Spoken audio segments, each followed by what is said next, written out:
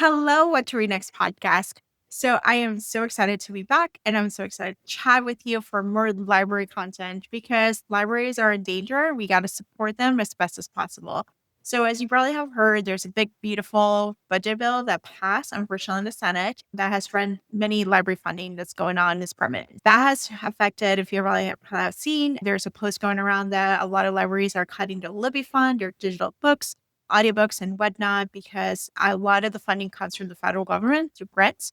Just want to give you an FYI why Libby is so expensive, it's so hard to get, and why there's long waits and whatnot that you might have experienced when you're requesting an ebook. And maybe it's easier to get a physical book. So digital books are sold as licensed. So depending on ebook, they might pay a license for a certain amount of times checkouts or how many times per year.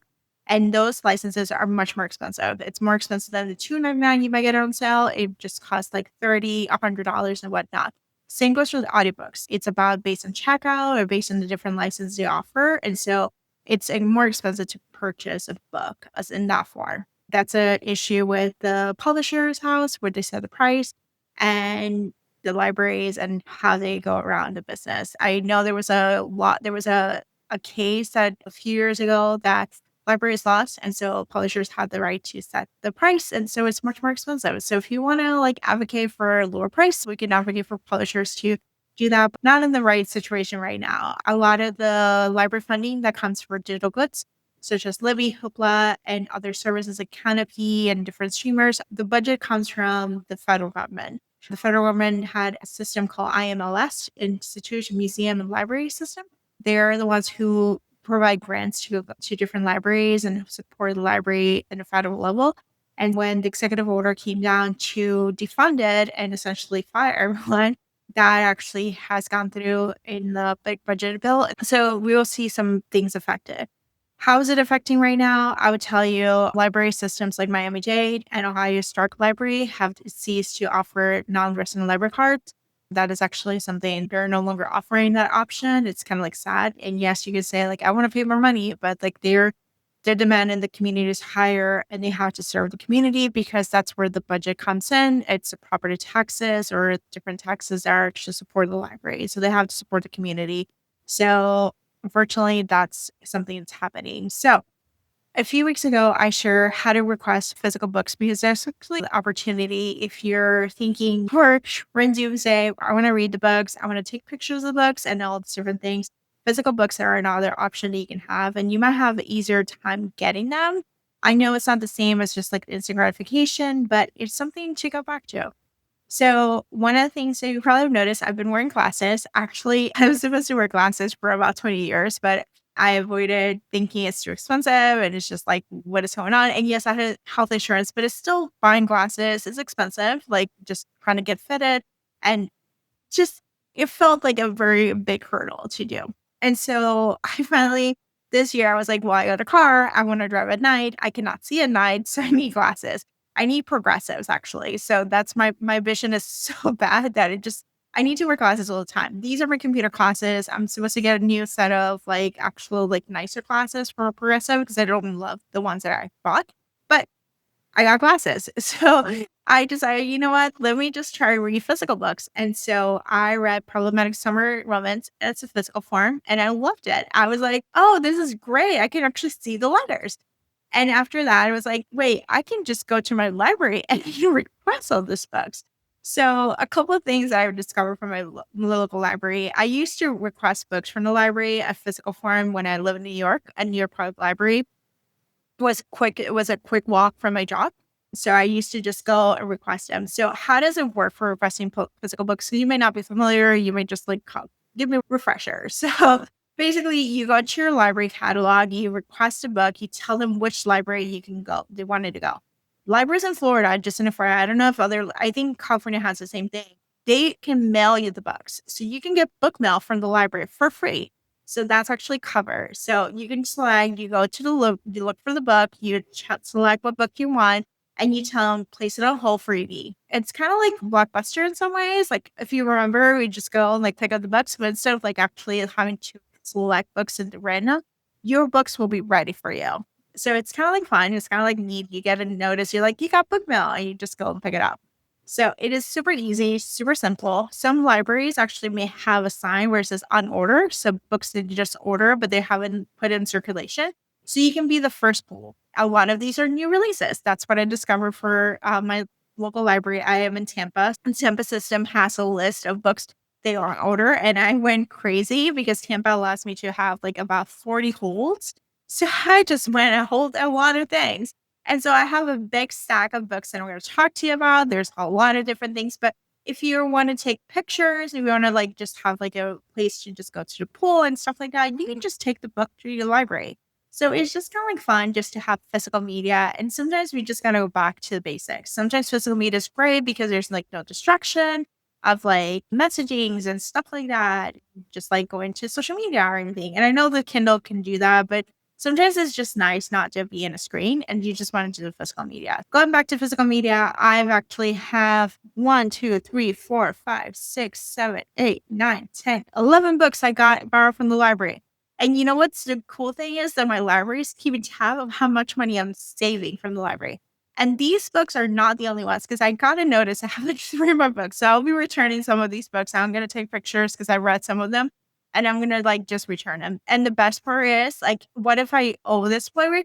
Many libraries are going away for fines. I know a lot of times it's like, I don't want to pay fines, but many of them are moving away from the fine system. I know New York went away from the fine system. I know Tampa went away.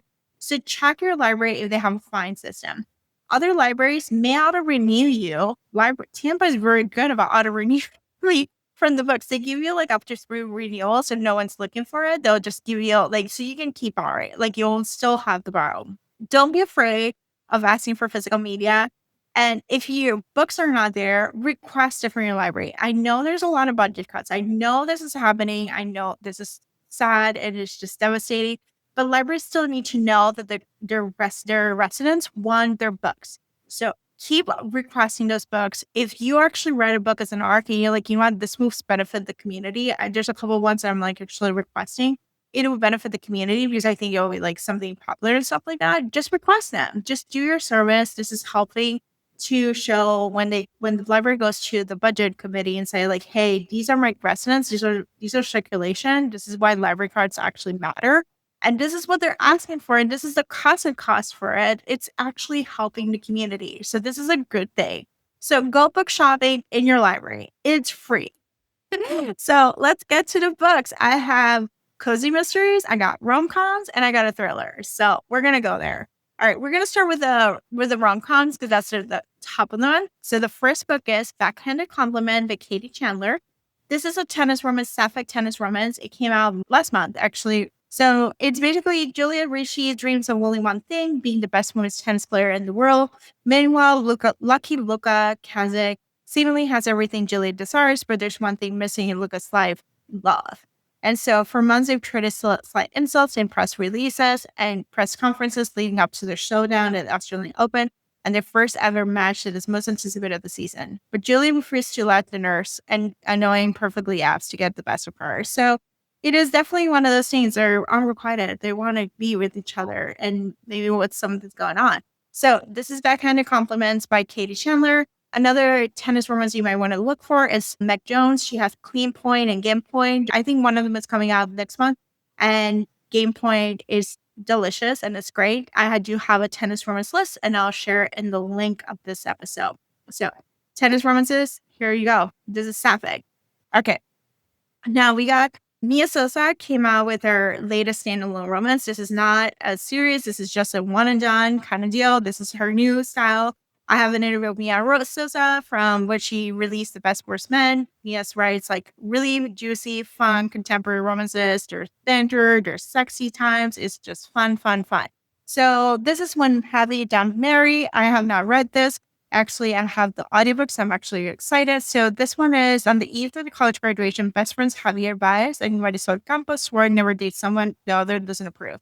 Now, almost a decade later, Javi has a wrong problem. Mari, the woman he secretly pined from since sophomore year, is engaged, and Javi didn't get a chance to vet Pedro Pascal knockoffs she plans to marry.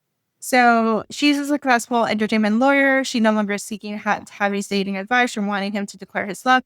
And so she made a different pact with herself. And to succeed, Mary's trying to build a future with someone who wants to commit to her.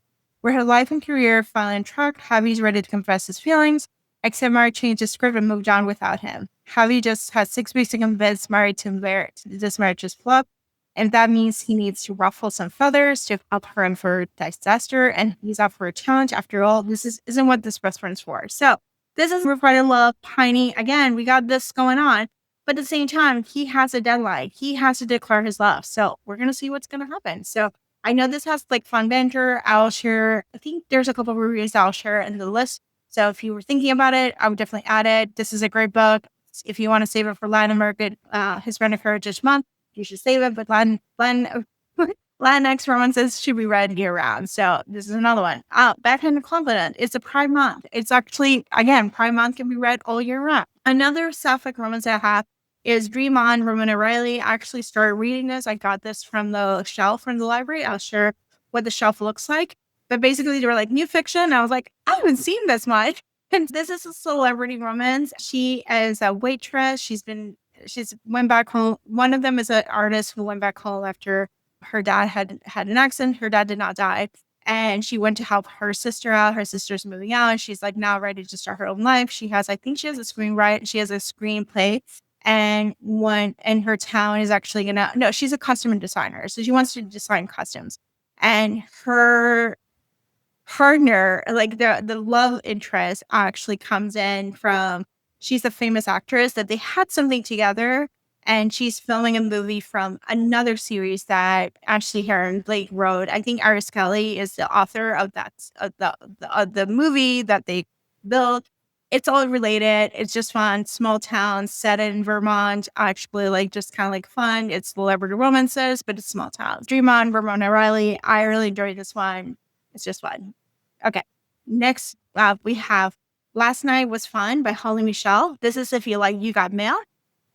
Holly Michelle also writes as Holly James, and I really like their writing. I think they have like a mystery one that came out this year, and they also have one that I really love, and I forgot the name. It's like a game show thing. It is actually a couple that has to stay on like kind of like Big Brother, and they're supposed to not.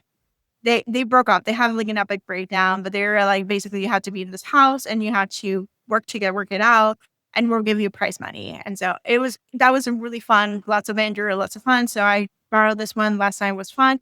And I thought, You Got Mail, lots of banter, lots of sexy times. This is probably like medium spice, not too spicy. So this one's fun. Okay. Last Night Was Fun by Holly Michelle, also writes as Holly James. Okay. So I finished problematic summer romance. And I was like, well, I need to read the last Ali Hazelwood that I haven't read, which is Bride.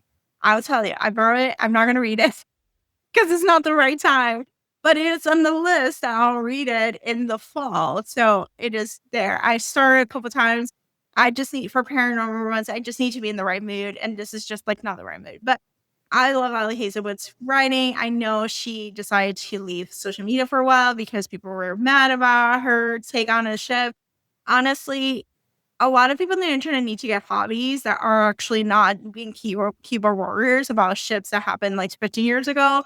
And there's bigger problems to deal with, like call your representative or like do something with the community. But that's just my take on it. So this is Bride. Ali Hazelwood is a paranormal romance. It's a vampire and a werewolf romance. It's arranged marriage. And things happen. And it's always been her. Like not always been her, but he's obsessed with her. So God bless. Okay. So the next one is a thriller. We're going to go through the thrillers now. So we got Someone Knows by Vi Keeland. Vi Keeland is known for her romance. She writes with Penelope Ward. She has like a writing duo with her. And they do have their books on Kindle Unlimited, but Vi Keeland also writes romances, semi romances. They're standalone. They're great. They're fun. So if you're looking for a romance, they're actually fun to read. I read a bunch of them when I was reading a lot of indie romances in 2017, 2018. But she ended up moving to doing some romantic thrillers. So this one I have not read, but I read the previous one, which was bananas. It was written by a romance author, and I'll tell you why. So it's a psychiatrist who was married to a hockey player. God bless. It's a romance novel, right? And the hockey player kills someone, and psychiatrist is trying to make up for that, who turns out to be her patient's husband. And I think he had an affair or something. But it's like, I was like, yeah, obviously, like hockey as a profession, a psychiatrist married to a hockey player is very romance novel coded. Like it is very, so it was fun. The ending was like, holy crap, what the fuck did I just read? And sorry for cursing, but like, what the fuck did I just read? So it was fun. So I'm looking forward to this one. I do have the audio, so I'll be listening to this one because, might as well. Okay, so now we're gonna go to the mystery cozy mysteries because I love cozy mysteries. I'm like a new cozy mystery reader. I started reading cozy mysteries in 2024 and I have not stopped. I actually love mysteries. I love more of the what you consider millennial cozies, which are more mysteries set in cities and set in like fun stuff. So those are like my bread and butter. I do enjoy cozy here and there, but like my ones are like big cities, little mystery, a little bit of murder, a little bit of meddling people, and just having fun. So we got some fun cozy mysteries here. The first one is Alice Chan's Reality Check by Cara Liu and Jennifer Young. This is a reality TV show, cozy. Well, it's not cozy. It's a reality TV show mystery. It's a romantic mystery in this case. So a buckling weight under the weight of student debt and her mother's medical bill. Alice would do anything to make bank, even star in Dawn's Hayes Inferno, a hot reality TV show designed to push couples to their breaking point. The show is Alice's chance to sip cocktails on the beach and win a cash prize of $1,000,000. But when her fiancé cheats on her with another contestant, Alice is faced with the choice: go home in defeat or they date with a nearly single contestant. So it would just so happen to be her high school roommate and sworn enemy, nemesis, Daniel Shaw. But all is fair in love reality. Alice isn't the only one who would do whatever it takes to win. When a dead body turns out, Alice and Daniel are faced to uncovering the secrets of the casting crew to catch a killer, all while playing the loving couple on camera. As the show spirals out of control, Alice must crack the case and confront her true feelings if she wants to make it out alive. So this is like, think about it, Love Island if there's a murder.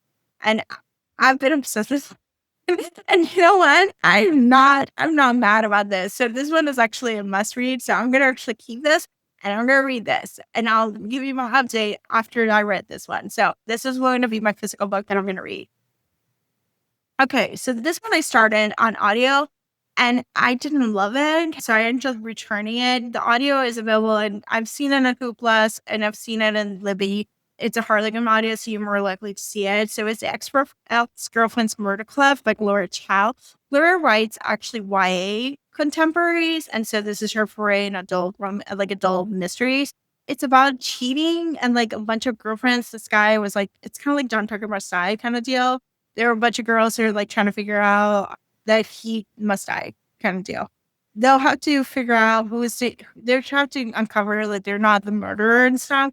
So I don't know. I didn't connect with this one. So that's my issue. I'm like, I didn't get the feeling, but maybe I'll give it a try later on because sometimes it's not the time. It's not the right time. It's just later on, maybe this is a right hit to right spot. But right now, it didn't hit, but it might work for you. So if you like John Tucker Must Die and you want some revenge and you want him to be dead and you want to uncover that you're not the bad person, then this is for you. Okay, so now we got Pulse on the Plotting Shed Murder. I did not know this. Actually, I did an episode for Novel Nights when I was doing the YouTube channel. And Victoria Scherer, the Paul Son, is a well-known like influencer in England, and she's well known for this. Essentially, like kind of like Martha Stewart-ish in that world. So this is her foray with a cozy mystery. It's a British cozy mystery. It's about gardening, Plotting Shed Murder. So it is just fun. It's basically they're saying it's Miss Marple with the 21st century loved it. A really fast-paced, atmospheric whodunit, perfect for Agatha Raisin. Delightful and charming and fresh. So this is just basically like a cute gardening mystery set in Britain. How fun. Okay. I read this one. I love this one. This was fun. This is a cozy. This is a queer cozy mystery featuring a autistic sleuth. So our main sleuth, basically, he's a travel writer and he gets sent over to DC to actually do a travel guide of how to travel in DC. And his photographer, there's like a little bit, he finds someone in their airplane that he knows, and he's in San Francisco.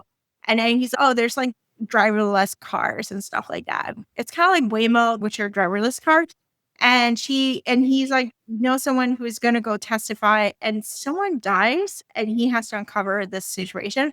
But there's a really cute romance with the photographer, but there's another guy who was interested. So the romance with the photographer is really cute because our main sleuth is very, here's the schedule, here's the rules, here's the structure. And our photographer's like, fuck that.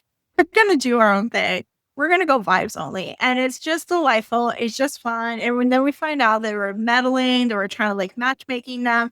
And it's just fun. And I talked to Larissa and Sophia from Kensington, and they confirmed there's going to be another book for there's going to be another book in the series, and it's another city. So this is a armchair travel, perfect for that. I love DC. DC is like a fun city to go to. Well, not now, but another era. DC is a fun city to go to visit. There's fun places. There's great places to eat. There's great places to do. There's good transportation, and there's museums and everything else. This was fun. This is armchair travel. The audio is excellent. Another Time in DC by Sam Lumley. That's the title. Okay, the final one. I didn't realize we got another romance. The Four Engagement Rings of Civil Rain by Hannah Brown. Okay, I understand. This is a bachelorette. This is Ghost Written. I understand the thing. It's another influencer. But I did read the first book in the series, and I really enjoyed it. It was fun. It was delightful. And I read a couple of bachelorette books, and this was actually really good. So I really enjoyed it. I was looking forward to it. I do have the audio for this one, so I'm going to listen to this one. So I'm going to take a picture about it. But basically, in the first book, one of the girls was supposed to get married, and then the friend, it's like a road trip romance. They're not supposed to. And so we find out that she actually has been engaged 4 times, and we're trying to figure out the situation. It's just fun. It's a fun rom-com. It's perfectly for summer, and it's just delightful. So that's the 4 Engagement Rings of Civil Rain by Hannah Brown. Yes, it's ghost written, but you know what? That's actually just as well. So it is okay. If you have to choose between Tink's book and this one, I'll pick Hannah Brown. So just an FYI. All right. So those are the books that I got from the library. I got like 3 more books. So I'll try to do these like maybe like a little sporadic and share them with you. So if you want to hear more about my books and recommendations, keep tuning into the Substack. I actually will be sharing more information about libraries and everything. Thank you so much for listening. I hope you have a great day.